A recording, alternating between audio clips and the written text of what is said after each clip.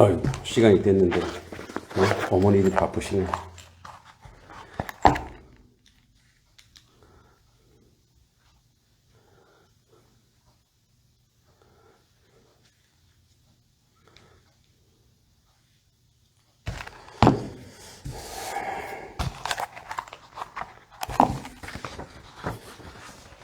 이 책 안 보고, 그냥, 보시진 않았죠? 이 책, 우리 같이 하고 있는 책. 예, 제가 조금 전주에 예. 좀 바빴습니다. 아, 예, 예. 뭐, 이게, 안 읽으셔도 그냥 와서 같이 이렇게, 보면 될 것 같아요. 예. 네. 뭐, 이게 이제, 우리 또, 우리 어머니들이 너무 철학을 많이 한다 그래서 책을 또 선정해 줬는데, 바쁘시네요, 다들.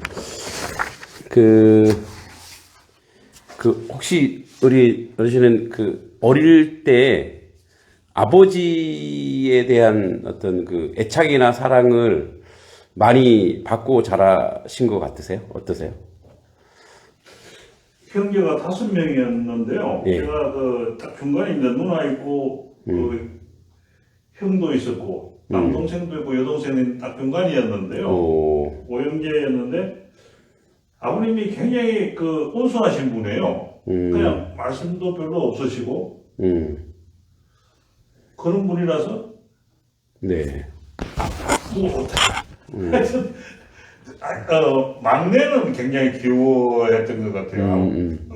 네. 왜냐하면, 국민학교 다닐 때 학교를 이래 선생님을 만나는 경우가 없었는데, 네. 막내 담임 선생님을 만나가 약주도 하시고 그러시는 걸, 오. 모르겠 저는 그때 모르니까 그런데 이제 나이가 조금 더 4살 차이인데 나이가 들어서 봐서 그런지 자주 담임 선생님도 만나고 그러시더라고요.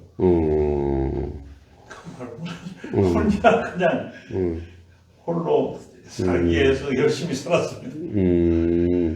별로 어머니도 바쁘셔갖고 그렇고. 그쵸. 옛날에는 뭐 다 바쁘시죠. 예. 다 어려웠을 때니까 그랬던 것 같은 기분도 들고요. 맞아요. 뭐랄까, 사실은 이제 옛날에는 홀로 크잖아요. 사실은. 네네네. 또, 형제들도 또 워낙 많고, 그러다 보니까 이제 또 학교에서도 그렇고, 집에서도 그렇고, 다 생존. 네. 예, 그렇죠. 네, 생존에, 몰려 있는데, 이제 그러다 보니까 옛날에는 그런 생각을 못 했죠. 이게 아버지한테 물려받은 게 나중에 상처가 되거나 또 나중에 삶에 도움이 되거나 뭐 그런 거를 전혀 이제 모르다가 정신없이 이제 살다 보니까 이제 살만해지니까 이제 그런 것이 사실은 우리도 보이는 거죠. 이제 어떻게 보면 이제 어르신들이 딱 봤을 때는 어떻게 보면 엄살일 수도 있을 것 같아요. 이게 참 그 당시에는 이제 생존의 아주 절박함 속에서 살았기 때문에 가지고 오는 그런 이제 아픔들인데, 이제 그랬을 때 오늘 이제 일부에 이제 어린 시절의 나를 딱 돌아보라. 저희는 사남매거든요. 근데 제가, 이제 장손이에요, 장손. 장손의 장남의 하여튼 뭐 장자는 제가 다 가지고 있었죠. 예. 예. 그러다 보니까, 귀함도 받고 사랑도 받지만, 아버지도 장손이고, 할아버지도 장자고, 뭐 이렇게 거의 뭐 장자는 이제 다 가지고 있으니까. 저희도 보면은, 어린 시절 기억나는 게 있어요. 제가 왼손잡이였거든요. 예. 왼손잡이였는데 지금도 그래서 이제 가위질은 지금도 왼손으로 해요. 그 흔적이 남아 있더라고요. 그리고 이렇게 팔씨름해도 왼팔이 더 세더라고요. 왼팔이. 근데 이제 옛날에는 왼손으로 못 먹게 했잖아요. 예, 그렇죠. 복이 나간다 그랬나? 하여튼 하여튼 왼쪽. 그래서 오른손을 바른손이라 그러고, 예? 그랬던 것 같아요. 그러니까 이제 그런 이렇게 뭐랄까, 왼손이 가지고 있는 어떤 그런 것 때문에, 그래서 이제 밥상 이렇게 들러 먹으면은 다 오른손 먹어야 되잖아요. 네. 근데 나 왼손으로 부딪히잖아요. 네, 그 이제 바로 옆에 삼촌이 있는 거야. 앉는 자리를 신경을 많이 쓰더라고요, 손잡이들. 네. 그 삼촌이 막 뭐라 그러는 거야. 너 바른 손으로 안 해? 막 그러는 거예요. 근데 할머니는 그냥 내비둬라. 그 왼손으로 먹게 그래도 막 이제 그러다 보니까 이제 특히 억지로 이제 오른손으로 오른손으로 그렇게 하게 되는 거예요. 근데 이제 학교 갈 쯤 삼촌이 저랑은 3살 차이가 났어요. 예.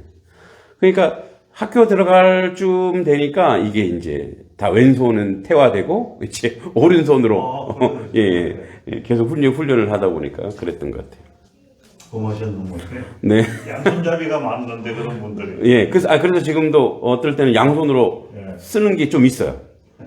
양손으로 좀 이렇게 잘 쓰긴 하더라고요. 그래서 이제 그러니까 이제 그런 밥 먹는 것도 이제 가족들이 많다 보니까 이제 밥상도 이제 밥상머리 교육이라고 하는데 밥상도 이제 할아버지와 같이 먹는 그런 밥상도 뭐 이제 그렇게 하다 보니까 이제 하여튼 가족이라고 하는 것이 거기가 전쟁터죠 이미.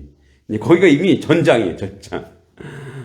오늘 여기 있는 것처럼 우리가 이제 이게 어린 시절을 좀 돌아보면 이제 가족이니까 참으라고 하는 거, 그죠? 특히 가부장적 사회에서 폭력을 이제 용인해 주거나 또는 당연한 걸로 여기는 경우가 참 많았죠. 뭐 술을 잡수시거나 이랬을 때 오는 뭐 학대와 폭력. 근데 그때가 이제 우리가 학대나 폭력이라고 생각하지 않았던 거죠. 그래서 이제 부모님이니까 또 무조건 존경해야 되고, 효도해야 되고, 그리고 이제 자꾸만 그거를, 그 전제를 내면화하죠. 그러니까 가족이라는 이름 아래 폭력, 통제, 정서적 착취가, 계속 이제 일어나는 거죠. 그래서 대표적인 게 착한 아이 컴플렉스. 나는 부모님한테 착한 아이여야 되는 거예요. 효행 컴플렉스. 나는 부모님에게 이렇게 늘 해야 돼. 그러니까 이제 어떻게 사냐면 역할로 살아가는 거예요. 역할. 그러니까 자기가 없는 거예요. 나의 역할이 뭐지? 특히 왜 이제 저희 고모들도 고모가 5명이었거든요. 그 고모들도 이제 옛날에는 여자들은 이제 뭐 초등학교 졸업하고 중학교 졸업하면 많이 배운 거예요. 그러면 이제 다 뭐예요? 공장으로 가는 거예요. 뭐 우리 동네에서는 크게 부산에 고무신 공장이 유명했나 봐요. 거기 태화 고무, 하여튼 뭐 태화 타이어가 태화 고무인가? 거기 옛날에 고무신 공장으로 부산이 되게 컸었나 봐요. 예. 그죠? 그게 대단했습니다. 그러니까. 제가 어릴 때부터 그 동네 살아가고. 아, 그러세요? 예. 거기가 어디예요? 거기가 무슨 동네? 거기가 이제 부산으로 치면은 서면이라는 동네인데. 아, 서면. 그 로타리가 있고 하는 서면. 제가 그 상업학교를 부산 상업고등학교를 나와서. 옛날에 부산 상고 명문 아니세요? 명문이었죠. 동문 회장님이 그 김진태 회장이라고 대학원. 그렇구나. 그러니까 고모들이 부산에 거기 가서 하는데 이제 우리 아버지가 장남이잖아요. 그러니까 고모들이 월급을 착취당하는 거예요. 그러니까 다는 아니지만 어느 일부는 이제 집에 보내야 되는 거야. 네. 그런 경우는 대부분. 예, 집에 보내고 또 그 남동생 이제 우리 삼촌이 있긴 한데 그 남동생 보호해야 되고 뭐 하여튼 그런 것들이 굉장히 이제 우리 그 삶 속에서 이제 누적되어 있는 거죠. 뭐 예를 들어서 착한 아이, 그래서 어머니의 기분에 맞춰줘야 돼. 나는 착한 아이여야 되니까. 이게 눌려 있는 거죠. 또 애가 예를 들어서 방에 혼자 있고 싶다고 하면 이제 엄마가 너 왜 이렇게 예민하니? 뭐 이렇게 되고. 그러니까 이제 성인이 되어도 그게 그대로 이제 뒤에 나옵니다. 전이 감정이라고 나오는데, 이제 트랜스퍼런스라고 해서 감정이 계속 전이 돼서 이제 그 사람에게 계속 흘러가는 거죠. 그래서 가족이 때때로 자기 자신이 아닌 그 어떤 다른 사람으로 살게 하죠. 그래서 그 당시는 가족과 독립하고 싶어 하죠, 대단히.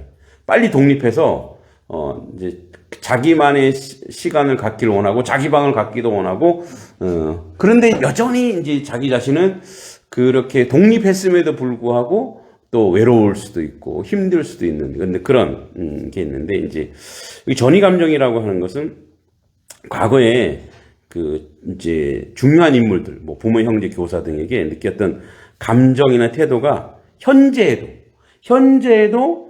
다른 인물 특히 뭐 이제 치료자에게 무의식적으로 옮겨가는 현상이죠. 그래서 이제 사람은 과거에 형성된 관계 속에서 강한 감정 경험을 하게 되고 이 감정들이 무의식으로 저장돼 있다가 유사한 상황이나 또 치료자를 만나면 그 사람에게 자기 감정을 투시하게 돼서 예를 들어서 이제 치료자를 과거의 엄마나 아빠처럼 느끼고 행동할 수 있다라는 거예요. 그리고 예를 들어서 이제 엄격한 아버지에 대한 정의. 이제 대부분 우리가 이 엄격한 아버지들이 많죠. 옛날에는 이제 엄한 아버지들이 많은데, 그러니까 내담자의 아버지가 냉정하고 비판적인 사람이라고 느꼈어요. 이렇게 하면은 이제 치료자가 중립적인 태도를 보이면은 이제 아버지가 냉담하고 비판적인데, 근데 이제 이 사람 그게 감정이 그대로 전이 돼서 이렇게 그 사람에 대해서 조금 객관적으로 이렇게 얘기하면 왜 저를 싫어해요? 이렇게 나온다는 거죠. 그러니까 그게 이제 여전히 그 안에 남아 있는 거예요. 그러니까 이제 진단을 해줘도 왜 저를 싫어하는 거예요? 이렇게. 그래서 그 사람을 아버지로 전이시키는 거예요. 아버지로. 그 옛날에 교회에서 하나님 아버지 그러잖아요. 네. 그러니까 이제 하나님 아버지 그러니까 대부분이 그 여자, 이제 제가 잘 아는 이제 누님인데, 저번에 한 살 누님인데, 이제, 뭐 지금 이제 다른 데 선교사로 갔는데, 그 누님이 어느 날 이렇게 고백하더라고요. 그 아버지가 되게 그 봉천동에 살았는데, 아버지가 이제 옛날에 봉천동 되게 못 산 동네였잖아요. 옛날에. 지금 동네 이름 바꿨더라고요. 뭐, 성현동인가? 하여튼 그 이미지가 있어서 이름을 좀 바꿨더라고요. 아, 그래요? 예, 이름을 바꿨어요. 근데 이제, 그 누나가, 그 어느 날 그런 얘기를 하더라고요. 자기가 하나님 아버지 기도하는데, 무섭더래, 늘. 늘 그 자기 요만큼만 잘못해도, 뭐, 요만큼만 거짓말하고, 요만큼 해도 막, 그 하나님이 자기를, 땅이 갈라지기 위해서, 뭐 구약성경에 그런 게 나오잖아요. 뭐, 없애거나 불을 내려서 자기를, 그래서 천둥번개만 치도 너무너무 두려웠대요. 그래서 이제 나중에 자기 자신이 왜 그랬는가를 이제 생각해 보니까, 어서오세요. 엄청 반가워요. 근데 왜 그랬는가를 생각해 보니까, 아버지가 어렸을 때, 이제 아주 어렸을 때, 딸이 많았나 봐요, 그 집안에. 그러니까 아버지가 어렸을 때, 아이를 징계할 때 수치심을 느끼게 하려고, 매를 때리고 발가벗겨서 밖에 내보냈대요. 그 어린 나이에 얼마나 수치심을 느껴요. 밖에. 밖에 나와서 맨날 장독대 뒤에 이렇게 숨어 있거나, 막 어들어들 떨면서. 그러니까 이제 아버지에 대한 이미지와 아버지에 대한 그 연상이, 그러니까 여기서 내가 하나님 아버지 했는데 그 하나님하고 내 아버지가 그 아버지란 이름 때문에 연결되는 거예요. 이게 감정의, 이게 이제 전이현상이에요, 전이현상. 그래서 이제 그 누님이 어느 날 자기가 되게 회개하고 사랑의 하나님이 무엇인지를 자기는 늘 아버지가 그런 아버지였잖아요. 그러다 이제 아버지가 돌아가셨는데 그런 아버지니까 따뜻한 사랑 이런 그런 아버지를 이제 자신은 이렇게 만나본 적이 없는 거예요. 그러니까 자기는 만나본 적이 없는데 그 교회 이제 목사님이 이제 나이 좀 드신 목사님이 그 진짜 뭐랄까 이렇게 이제 상담도 잘해 주시고 따뜻하게 해 주시니까 그 감정 자기가 그 치유를 이제 뒤에 또 나옵니다만 다른 사람을 통해서 아버지를 투사시킨 거예요. 아, 진짜 아버지, 나의 아버지는 이제 우리 2페이지 합니다. 저런 엄격한 아버지 된 전이 저런 아버지라고 이제 그걸 자꾸 바꾸는 거예요. 그러다 보니까 그 아버지에 대한 이미지가 엄하고 폭력적이고 자기에게 수치를 주었던 아버지가 아니라 사랑의 아버지, 인자한 아버지, 늘 나를 받아주는 아버지, 뭐 이런 아버지로 새겨졌다고 그래요.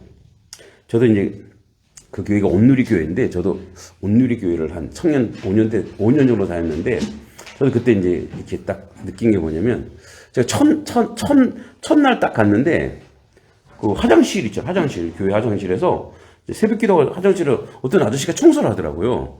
새벽에. 화장실 청소하시길, 아, 교회의 직원인가 보다 하고, 그냥 안녕하세요 하고 인사하고, 청소하는데 이렇게 오줌 누면서 이렇게 비켜드리고, 막 쓰레기 이제, 쓰레기 치우길래, 아, 여기도 쓰레기 있어요. 이렇게 드렸거든요.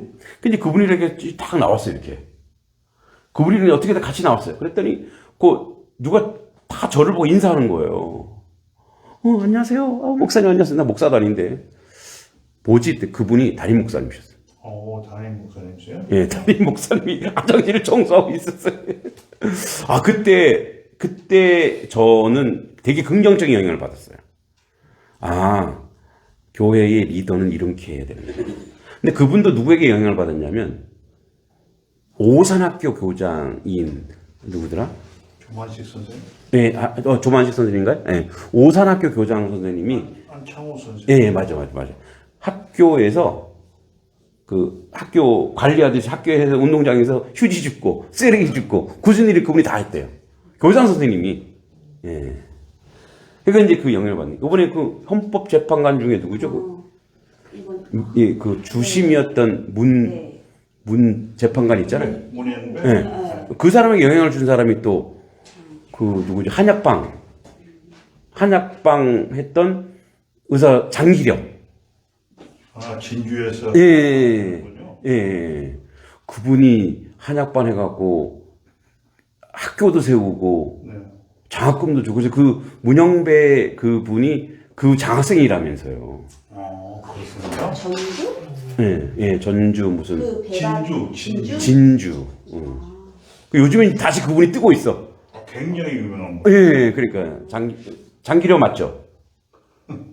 장기려 박사 맞나? 장의경? 아니, 의경은 아니고 장기려. 말불 거 장기려. 그 저도 이제 장기려 박사인가 헷갈린다. 하여튼 장기려 맞는 거 맞죠. 예. 그 장기려 박사께서 그분은요, 내가 알기로는 무슨 의대 이런 건 안 하고 옛날에 그 한의학 이렇게 공부하는 자격 시험이 있어요. 그 시험 봐갖고 그거 하면서 그분이 이렇게 얘기하더라고요. 돈은 똥과 같다. 그 왜 돈은 똥과 같냐 그랬더니, 이 걸음을 이렇게 옛날에 똥이 걸음이잖아요. 걸음을 다시 밭에다 이렇게 주면 그게 또 좋은 거를 생산해내는데, 이걸 그냥 썩히면 다 버린다는 거예요. 그러니까 이제 그 문영배 이분도 이제 좋은 영향을 받은 거죠. 예. 그러니까 좋은 어떤 치유가 되는, 회복이 되는 그걸 받았죠. 그래서 이제 그분이 그런 얘기 하더라고요. 지난번에 인사 검증 때 재산이 제일 작았다면서요. 사업이 못하려고 했는데. 그러니까. 그래서 왜 그랬냐 했더니, 보통의 삶을 넘지 말기 위해서. 보통의 삶을. 그 얘기를 하더라고요. 그래서 이제 다시 뜨는데, 이런 거예요. 우리도 마찬가지로 아버지에게 아주 부정적인 전이도 있지만, 사실 긍정적인 전이들도 많거든요. 아버지로 받은 영향. 네. 우리 은정자매는 어제 안 와서 되게 보고 싶었는데, 어떤 아버지에 대한 영향이 있을까요? 아버지에 대한 긍정적인 영향. 되게 활기차시고, 그 다음에 자신감이 넘치셨고, 두려워하지 않으셨던 것 같아요. 새로운 걸 할 때. 도전 정신이. 네, 약간 되게 적극적이시고. 좋게 얘기하기에는 그런데 나쁘게 얘기하기에는 약간 저 나가서 그런데 반건달 같은 모습이셨지만 자기 인생을 되게 많이 즐기셨어요. 네. 저희 아빠는 안 해본 거 없이 하고 싶은 건 그냥 다 하셨던, 자기 인생을 즐기셨던, 후회 없이 인생을 사시는. 네네네. 짧고 굵게 가신 스타일이셔서 우리 고모들이 우리 아버지 돌아가셨을 때 그런 얘기 하더라고요. 야, 너네 아빠 일찍 돌아가셔서 안타까운 거 하지만 너네 아빠 원 없이 놀다 갔어. 그러니까 근데 이제 우리 엄마는 그거 별로 좋게 또 안 듣더라고요. 지네들이 뭔데 이러면서. 엄마가 고생하셨으니까. 그러니까 우리가 신우가 엄마의 저희 엄마에게 신우가 5명이었어요. 근데 이제 예, 하여튼 아버지가 천하를 주유하면서 뭐 그 옛날에 그 찝차 틀고 저 사냥하러 돌아다니시고 그러셨으니까 예. 그러니까 비슷하네요. 예, 그래서 우리 저도 이제 그 영향이 있는지 어디 구속된 걸 되게 싫어하는 것 같아요. 어디 속박되는 걸 되게 좀 싫어하는 그런 영향도 있죠. 또 이제 이번에 보면 보호해주는 어머니에 대한 전이가 있어요. 예, 어릴 때 병약하고 어머니가 늘 보살펴줬어. 예? 이제 그런 사람 있잖아요. 그럼 치료자가 다정하게 반응하자 선생님은 절 떠나지 마세요 이렇게 되는 거예요. 그죠? 막 선생님에게 그러니까 자기를 치료하는 사람에게 어떻게 하고 있는 거예요? 막 의지하고 의존하는 거예요. 예, 그죠? 그래서 또 이건 더 심각해요. 연애 감정의 전이도 있대요. 연애 감정의 전이. 3번에 보면 내담자가 외로운 시기에 만났던 애정 깊은 인연이 있었지만 헤어졌어요. 그래서 선생님에게 생각하면 마음이 이제 잘 치료해주니까 그러니까 이제 선생님은 뭐로 생각하냐? 이성으로 생각하는 거예요. 예. 그런 곤란한 경우도 많대요. 이제 제가 저희 아내랑 이제 한창 교제할 때였어요. 대학 다닐 때.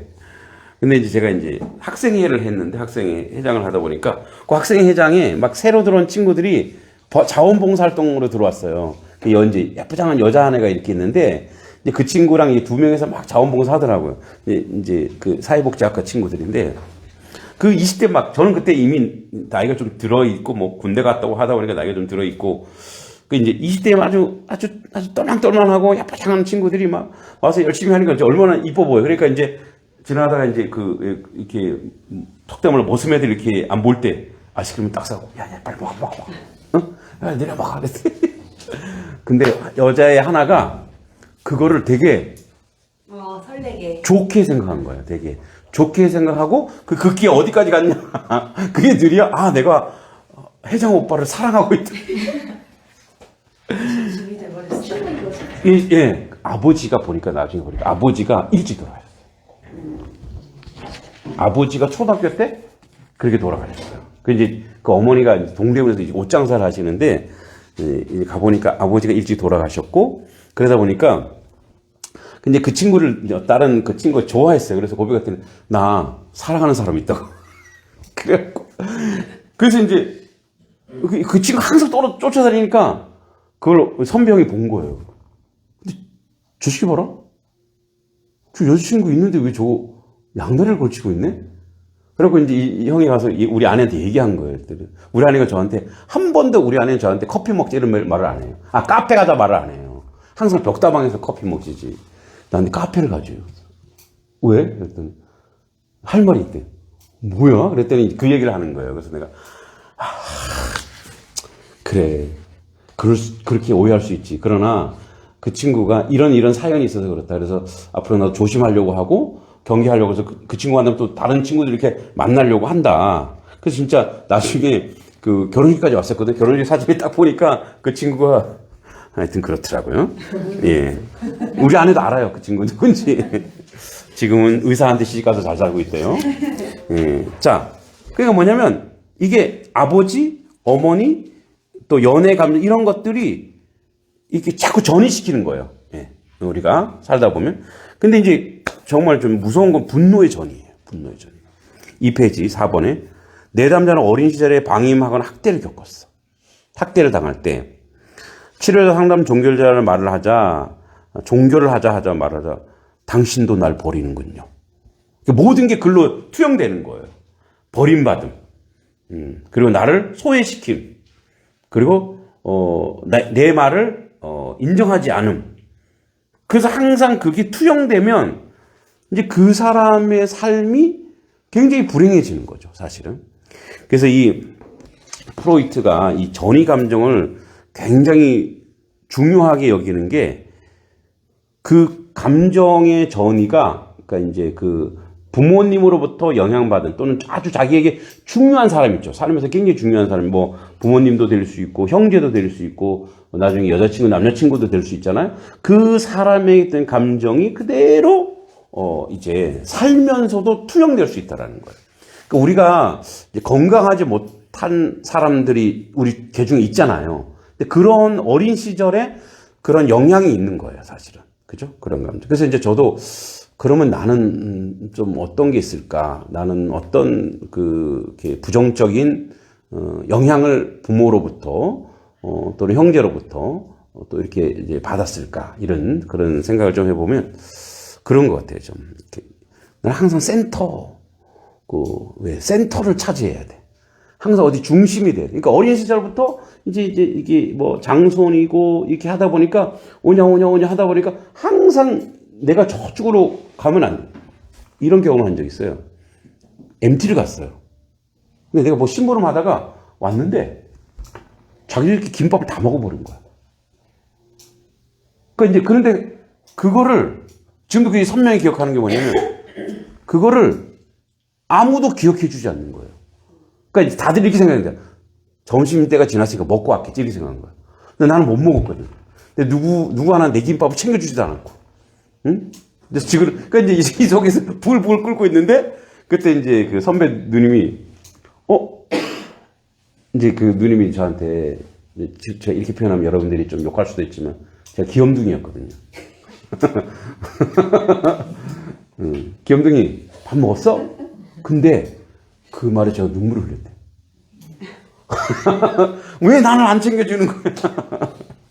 그죠? 그런 게. 그래서 그게 살면서 계속 영향을 미치고, 근데 이제 역전이가 있대요, 역전이가. 그러니까 이제 여기는 뭐 내담자와 상담자 얘기지만, 치료자 얘기지만, 우리가 살면서도 어떤 사람의 가지고 있는 감정이나 생각이 나한테 나도 모르게 거기에 닮아갈 수 있고 영향을 받을 수 있다라는 거예요. 네, 그래서 그런 걸 되게 조심해야 됩니다. 우리 보석이 어머니는 보석이 첫째 이름 뭐죠? 민석이요. 민석이하고 보석이랑 제가 봐도 보석이를 더 이뻐하는 것 같아요. 인정하세요? 그죠? 안 보이니까. 네? 안 보이니까. 안 보이니까? 네. 둘이 나도 보석이가 이뻐요. 네, 어쩔 수 없어요. 네, 보석이 이뻐요. 네, 우리 은정 자매는 누가 제일 이뻐요? 처음 막내가. 승민이가 제일 이쁘죠? 네, 네. 자, 우리 세연이가 더 이쁘죠? 네. 선생님은 항상 음. 오빠를 더 좋아한다고 하더라고요. 내 표현에서 응. 느끼나 봐요. 그쵸. 상대적이니까. 세연이도 그렇고 엄마는 오빠만 좋아해. 음. 엄마는 왜 아들 새끼만 챙겨? 우는 중에 그러나 봐. 나는 아니라고 부정하지만 아이들이 그렇게 보더라고요. 자꾸. 건아도 안 그래요? 건아도 왜 얘만 좋아해? 이렇게 얘기하잖아요. 그렇게 안 해요. 건아는 안 해요. 건아 사랑이 좀 있나 보다 얘가. 건아. 동생을 조금 챙기나 보다 건아가. 네, 건아가 좀 그렇구나. 엄마가 자기를 사랑하는 걸 알려줘. 그럴 수도 있고. 건아가 얘 너만 너 해주잖아. 그건 너무 막내니까 하지 이렇게 하지. 승윤이가 더 이뻐요? 미안해, 남자 수가 없을 수가 없고. 그렇구나. 네.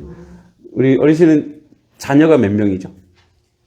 둘인데 왜 손녀를 좋아하니까 며느리가 말을 하더라니까요. 깜짝 놀랐어요. 사실 둘 다 같이 좋아하는 줄 알았는데 네.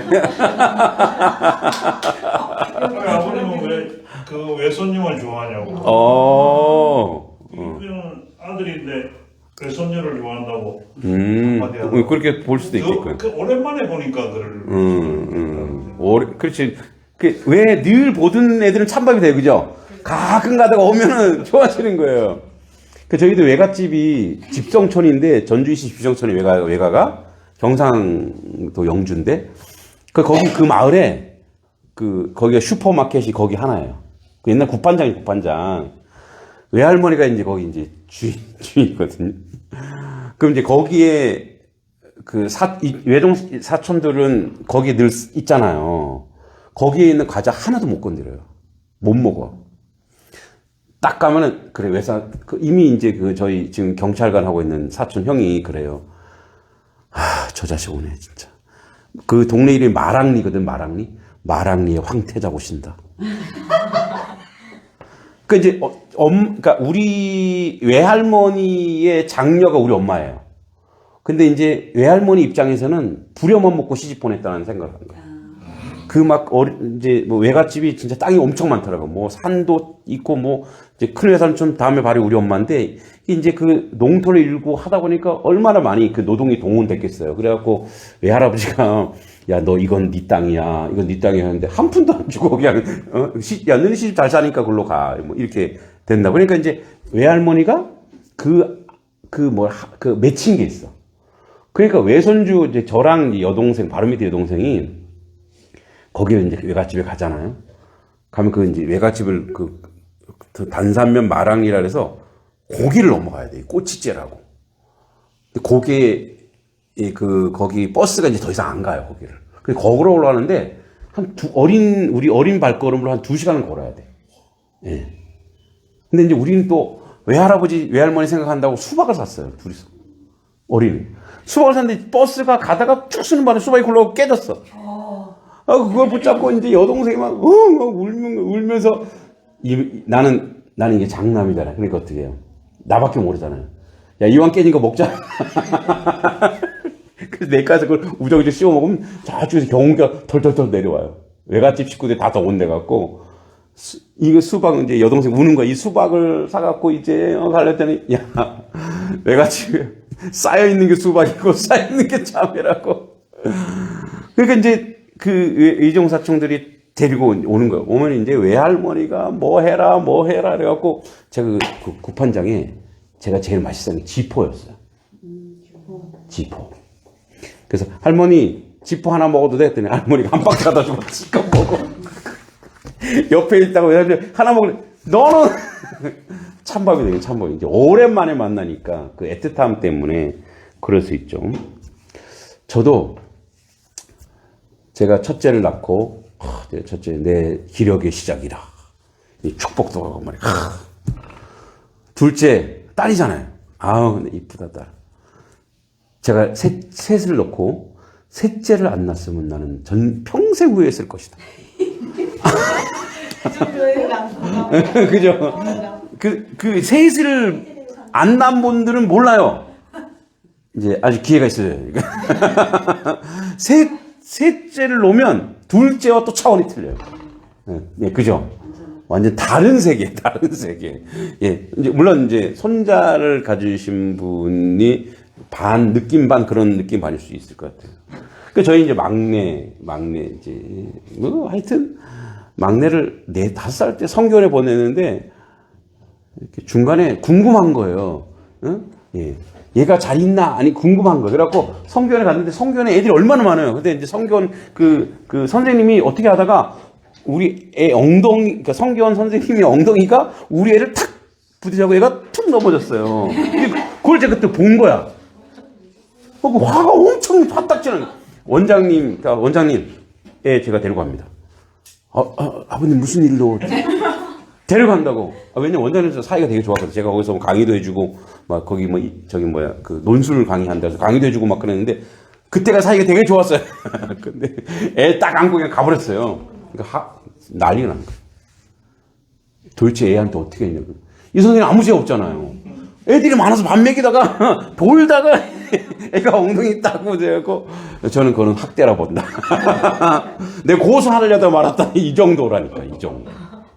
이 정도로 이게 막내나 둘째에 대한 애착이 남다르죠. 왜 그럴까요? 이렇게 얘기하더라고요. 자, 둘째가 더 예뻐 보이는 이유와 둘째의 서러움이 있습니다. 자, 우선 이미 어느 정도 커버린 첫째에 비해 더 작고 더 무기력하기 때문에 보호 본능이 있대요. 네. 첫째보다 상대적으로 얘가 약하다. 또 저놈이 어떻게 할지도 모른다. 보호 본능이 있고, 그리고 아무리 유난스러운 아이라도 이미 한 아기를 키워봤기 때문에 엄마의 육아력이 상승했어요. 조금 여유가 생긴 거예요. 그래서 조금 여유를 갖고 키울 수 있다. 그래서 예쁜 모습을 더 잘 보인대요. 첫째에게 보지 못했던 걸 보이고 둘째에게 보지 못했던 걸 또 셋째에 보이는 거예요. 자꾸 보이는 거예요. 그죠? 예. 그죠. 나는 큰 딸이 너무 커버렸기 때문에 아, 맞아. 눈에 띄게 확 보이죠. 네, 그죠. 예. 야. 여기는 너는 이제 셋을 조금씩인가 같이니까 같이 커도 같이 커도 제일 좀, 보이지. 보이는 게 있고. 애교 덩어리. 그런 하더라고. 네. 그래서 누가 그러더라고요. 제가 장남을 보는 눈하고 딸내미를 보는 눈하고 막내를 보는 눈이 다르대요. 막내를 보고서 이미 하회탈이 되어 있대요. 이렇게. 그래서 우리 딸이 이제 여기 나옵니다. 둘째라 서러워요. 우리 딸이. 예, 둘째가 딸이에요. 예. 둘째가 딸이었어. 예쁜 가게 같은데. 그 예쁨 받아야 되는데 자기는 항상 아빠는 보니까 동생. 그래서 우리 딸이 그래서 그런 미안해. 이렇게 유난히 이제 애교를 떠는데 아빠 그 우리 강아지 있잖아요, 강아지. 우리랑 나랑 물에 빠지면 누굴 먼저 건질 거야? 그래서 우리는 헤엄칠 줄 알잖아. 너 건지지. 그런 조건 달지 말고 누굴 먼저 건질 거냐고. 너도 뭐 수영할 줄 알잖아. 왜 그래? 그런 거나 테스트하지 마. 그랬는데 이제 그게 뭐야? 자기가 약간 결핍을 좀 느끼는가 봐요. 그러니까 내가 또 이렇게 딱딱 얘기해 주면 되는데 또 그거 놀리는 재미가 있어요. 예. 그래서 슬슬 막 돌려치고 이렇게 하는데 그죠? 이제 둘째라 서러워 이제 어떤 사람이 이제 이렇게 질문을 한 거예요. 자기 둘째라서 서럽다고. 둘째의 가장 큰 특성 경쟁이랍니다. 태어나 보니까 이미 자기보다 막강한 경쟁자가 생긴 거예요. 체력에서 앞서고 지력에서 앞서고 모든 거에 앞서는 경쟁자가 생긴 거예요. 자, 3페이지입니다. 이들에게 삶은 따라잡으려는 끊임없는 경주인 거예요. 아들러라고 하는 이제 심리학자. 아들러는 이들이 공통적으로 달리는 꿈을 꾼다고 했고 어떤 경우는 적을 이길 수 없다면 한편이 되어라. 예. 이렇게 전화가 자주 오지?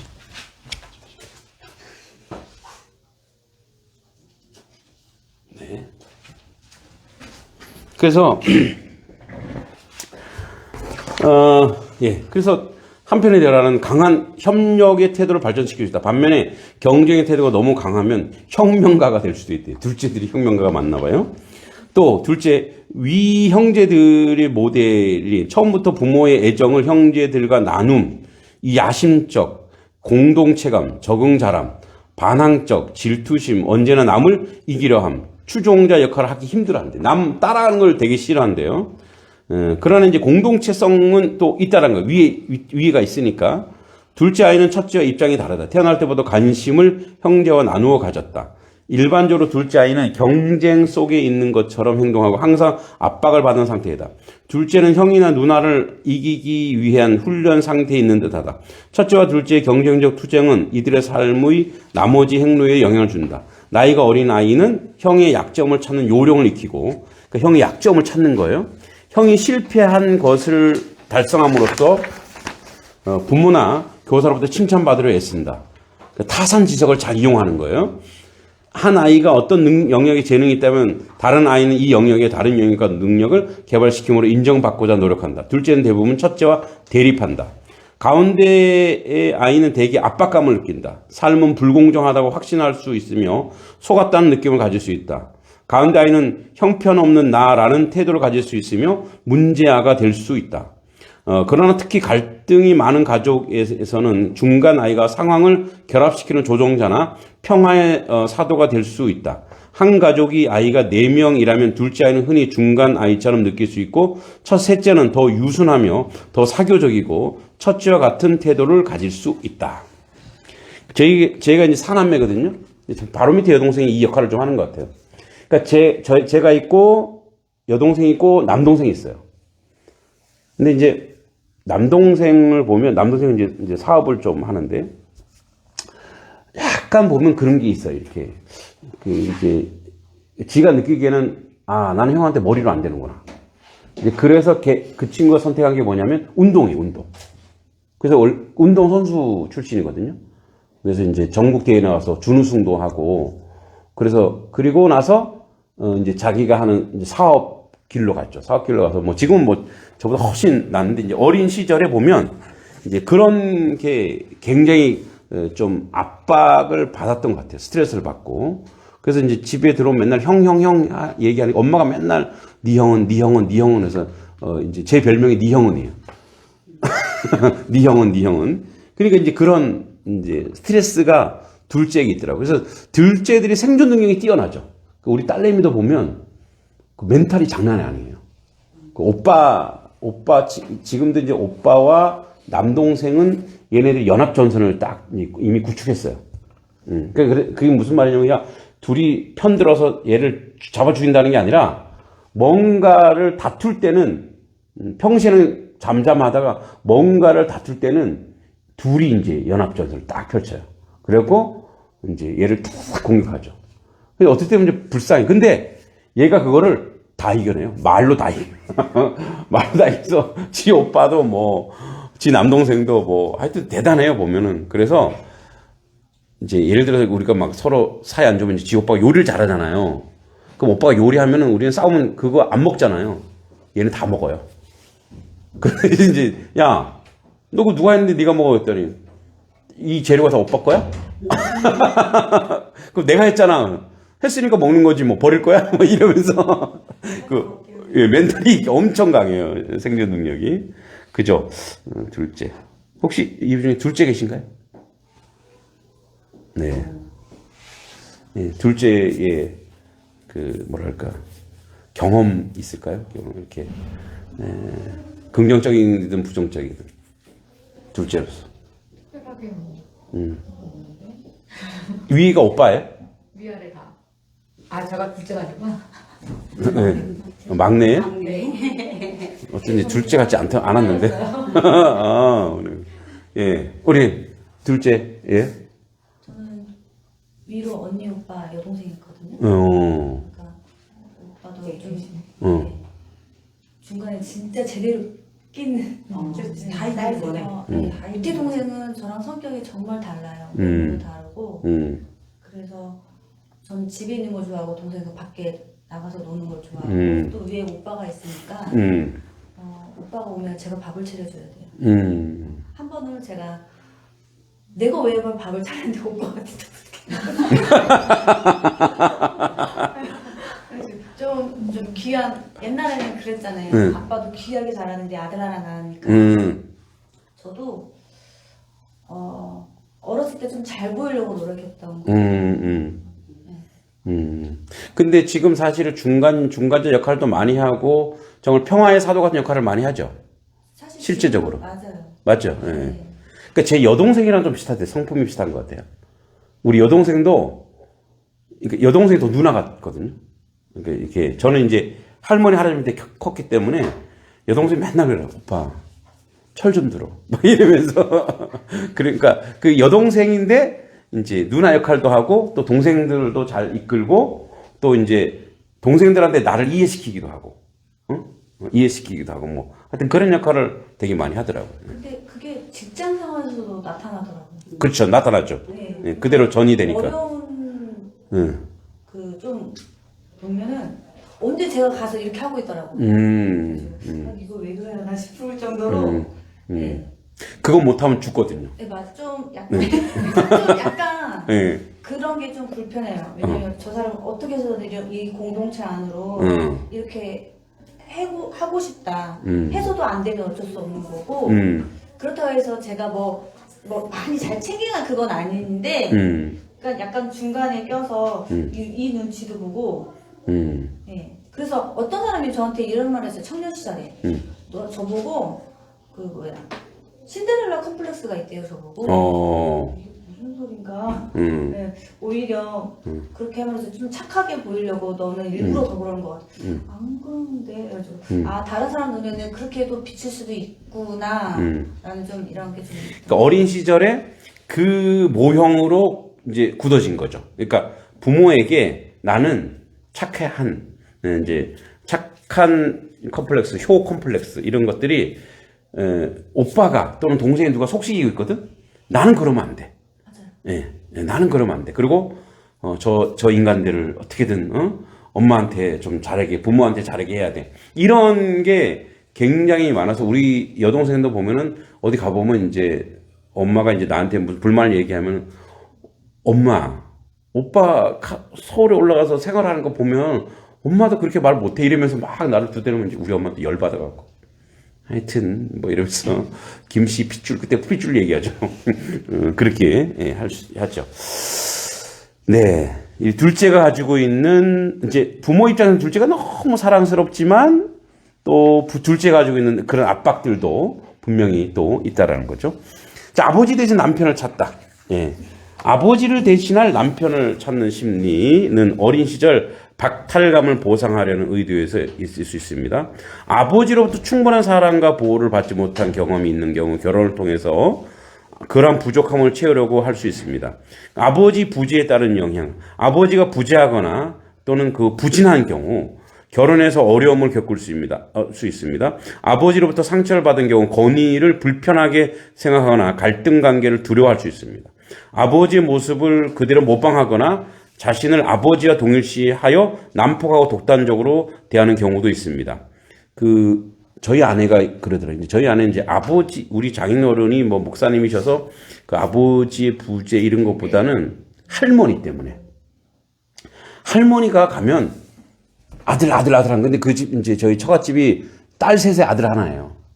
근데 할머니가 가면은 이제 아들 이제 우리 아내가 둘째인데 그 지독한 둘째예요. 둘째인데 그 자기 바로 밑에 남동생이거든요. 그 남동생인데 이 친구 대학 학비를 할머니가 모으고 있었던 거예요. 근데 이제 큰 언니는 그냥 고등학교 졸업하는 해에 공무원 시험 봐고 일찍 공무원이 됐어요. 그러니까 이제 그게 모델인 거야. 그래 너도 빨리 공무원 시험 봐고 옛날에 좀 옛날 무시하는 건 옛날에는요 공무원 되기가 좀 쉬웠어요. 기본적인 것만 되면 이제 국어 공무원 탁탁 됐거든요. 그러니까 이제 너도 가서 이제 공무원 해라. 근데 이제 우리 아내는 원래 미술을 하고 싶었거든. 미대 가고 싶었는데 뭐 아버지가 목사님인데 갈 수 있어요? 그러니까 이제 이분도 착한 딸 컴플렉스가 걸려서 자기는 이제 그걸 포기했죠. 포기하고 그래도 대학을 가고 싶은 거야. 그래서 공부도 좀 하니까 그래서 이제 갔는데 자기 할머니가 자기 남동생 학비를 벌고 있다 모으고 있다고 하니까 충격한데 이제 이 장인 장모님은 되게 공평등하셨거든요. 그러니까 이제 이게 화가 나갖고 근데 그게 이렇게 내재화되어 있더라고요. 그래서 남성에 대한 약간 저항심이 있었어요. 그래서 저를 만나기 전까지는 남성들에 대해서 이렇게 이성의 감정 이런 게 들진 않았대요. 근데 저 결혼하고서도 문제가 생긴 거예요. 어떤 문제가 생겼냐면, 제가 이제 지금도 일벌레지만 서울에서는 좀 더 했었나 봐요. 그러니까 사택이 있는데, 오늘 내 교회에서 잘게. 이렇게 하고, 거의 집에도 안 들어오고, 그렇게 하니까, 이혼해야 되겠다. 이 사람은 나를 사랑해주지 않는구나. 이 사람은 교회랑 결혼했구나.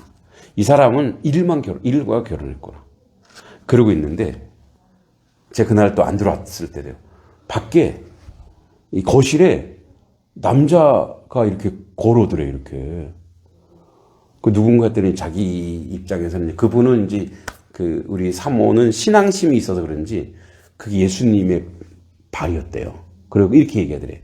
딸아, 내가 너에게 남자를 준 게 아니야. 남편을 줬어.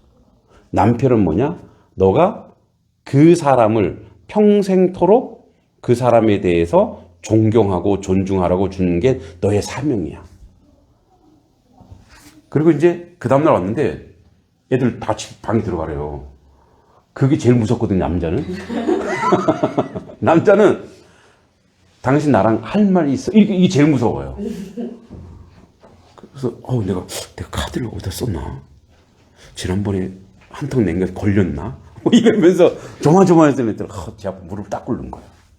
미안하다고.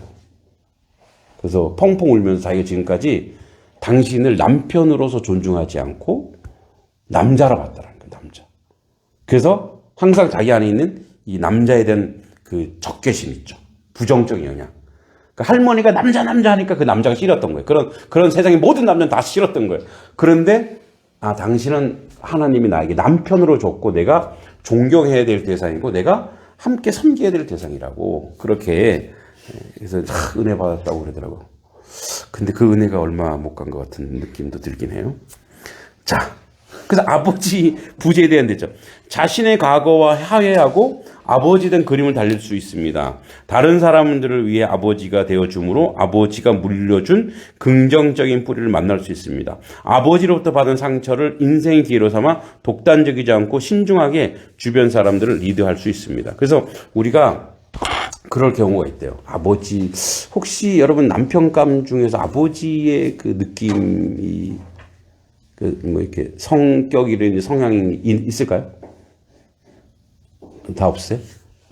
네. 있긴 있는데 네. 저기 많이 그 느낌과 이 느낌이 일단 좀 많이 달라요. 그러니까 아버지의 좋은 점이 있는 사람을 그래도 찾을 거 아니에요, 그죠? 그 중에 있긴 있어요. 저희 엄마가 친아빠를 보면서 어쩜 쟤는 니네 아빠랑 똑같니? 저 졸졸 쫓아다니는 거. 쫓아다니는 거? 쫓아다녔다고? 그거 일할 때 거기 가는 거. 니네 아빠가 나가서 되는데 그러니까 안 닮아도 되는 그런 부분만 꼭 닮았더라고요. 다른 분들은 없으세요? 그러니까 남편에게서 내 아버지의 좀 이미지나 그런 게 조금 있다. 있으세요? 우리 아내는 완전 제가 반대예요. 자기너른하고 저 보면 자기너른은요 거의 서생이에요. 서생. 거의 그냥 책방 서생. 그냥 진짜 그분이 목회를 했으면 안 되는 분이에요.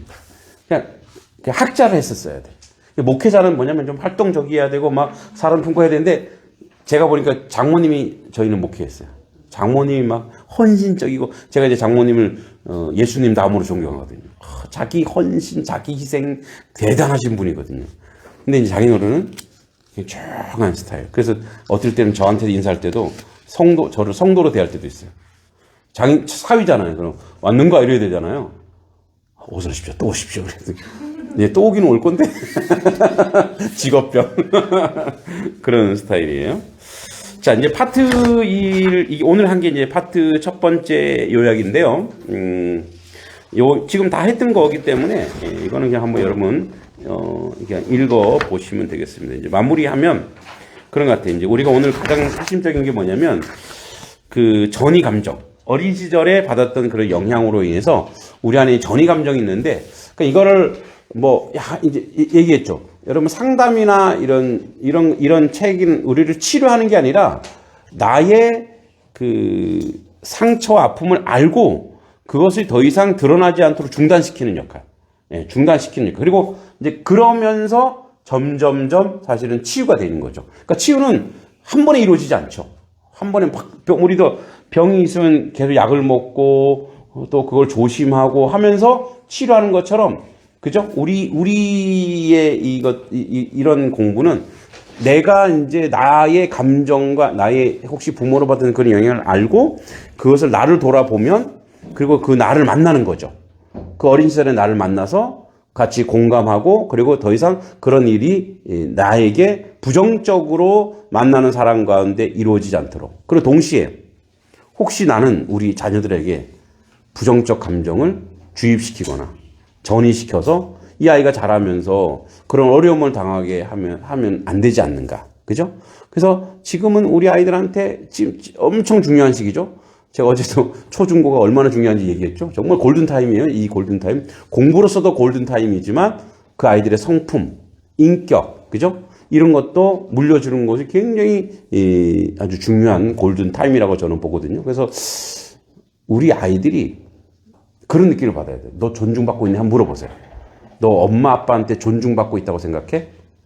한번 이렇게 그 엄마 아빠가 너를 사랑하는 것 같아? 이렇게 한번 물어보세요. 근데 애들은 아까도 얘기했듯이 좀 다르거든요. 근데 이제 조금 크면 존중받고 있는지 한번 물어보세요. 엄마가 혹시 너를 무시한 적 없니? 우리는 모르니까. 근데 이제 저희 큰아들이 영어 외국 유학하고 왔잖아요. 근데 갔다 와서 전혀 그 영어를 안 쓰는 거예요. 그 저는 안타깝잖아요. 유학하고 와서는 왜 영어를 안 쓰는 거야? 그 우리나라에서 영어만 좀 하면 먹고 살 수 있잖아요. 그리고 영어로 살면은 그래도 되잖아요. 근데 그거를 문을 안 열더라. 근데 이제 저희 제자하고 우리 제자가 우리 아들을 한때 초등학교 때 가르쳐 줬어요. 근데 이제 이 제자, 지금 고등학교 선생인데 이 제자가 얘랑 소통을 잘 하더라고. 근데 어느 날 이 제자가 저한테 와서 그러는 거예요. 선생님, 저가 진서에 대해서 한 말씀만 드릴게요. 아셔야 될 것 같아서 하면서 얘가 이제 얘한테 얘기한 거예요. 자기는 유학을 가고 싶어서 간 게 아니라고. 저는 그랬거든요. 초등학교 6학년 때. 갈래? 얘가 응. 그래서 가고 싶나 보다 보낸 거거든요. 근데 그 응이 뭐냐? 아빠의 표정은 내가 안 가면 얘들 착한 아들 컴플렉스죠. 안 가면 죽겠구나. 아빠가 그래서 그때 그거를 나를 버렸다고 생각했대요. 자기를. 그래서 제가 그게 되게 충격을 받았거든요. 근데 그 이후에 최근에 이제 애들 영어를 제가 그거를 깜짝 놀랐다니까요. 야, 너 혹시 미술을 자기가 좋아하는 거니까 애들 영어 애들 좀 할 때는 몇 살인데 그 순간 제가 얘가 드디어 마음의 문을 열었구나. 그래서 그때 알았어요. 야, 그래서 지금 애들 이제 영어 지도를 하고 있는데 그런 것 같아요. 내가 우리 아들을 존중하지 못했구나. 아주 어렸을 때라도. 그 제가 우리 아들 중학교 1학년 때 보냈는데 중학교 1학년 1학기 때 6학년 때 여름에 여행 갈 때 보면 나요. 너 내년부터 그 여행이 끝나면 이제 내년부터 유학을 가야 돼. 혼자 가는 거잖아요. 그 여행 때 사진 보면은 웃는 장면이 없더라고요. 그때 깜짝 놀랐어요. 내가 되게 폭력적이었구나. 나는 내가 살아가면서 제일 부족했던 부분이 언어고, 그래서 이 언어를 너는 해야 된다라고 하는 나의 욕심이 거기에 투영된 거죠, 사실은. 예, 그래서 우리도 우리 자녀들이나 또 우리 손자 손녀나 또 우리 또 아이들이 혹시나 우리 아이들에게 부정적 감정을 전이시켜서 그것이 일평생 그 아이에게 또 부정적 감정으로 드러나게. 그래서 지금은 사랑을 무한히 주셔야 돼요. 무한히. 예, 지금 사랑을 무한히 주시고 그 사랑 가운데 잘 치료해 나가는 그런 가정이 됐으면 좋겠습니다. 여기까지 하겠습니다. 수고하셨습니다. 뭔 일 났나? 왜 이렇게 전화가 자주 오지?